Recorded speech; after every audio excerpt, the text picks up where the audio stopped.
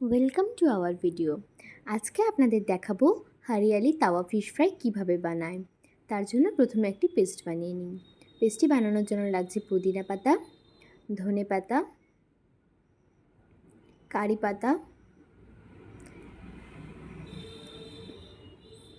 কাঁচা লঙ্কা, কয়েক কোয়া রসুন, আদা কুচি, গোটা গোলমরিচ, গোটা জিরে আর সামান্য একটু লেবুর রস দিয়ে নিচ্ছি একটু জল। এবার এটিকে ভালো করে পেস্ট বানিয়ে নিন। পেস্টটি বানানো হয়ে গেছে। এরপর এর মধ্যে দিয়ে নিলাম সামান্য একটু নুন। এরপর আগের থেকে নুন মাখানো মাছগুলিকে ভালোভাবে ম্যারিনেট করে নিতে হবে। ম্যারিনেট করে 30 মিনিট থেকে 1 ঘন্টার জন্য রেখে দেবো। যদি আপনাদের কাছে সময় না থাকে আপনারা সাথে সাথেও করতে পারেন। ফিরে আসছি কিছুক্ষণ পর।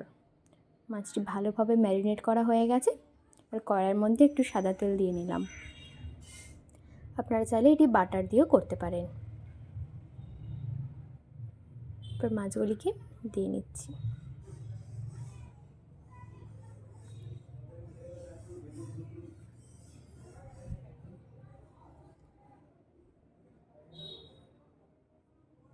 ঢাকনা দিয়ে কিছুক্ষণ এপিট হতে দেব।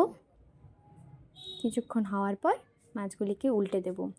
এরকমভাবে এপিট ওপিট করে আপনারা মাছগুলিকে ভালোভাবে তাওয়া ফ্রাই করে নেবেন। এরপর এপিটে যে মশলাটি বেঁচেছিল ওই মশলাটুকু লাগিয়ে দিচ্ছি।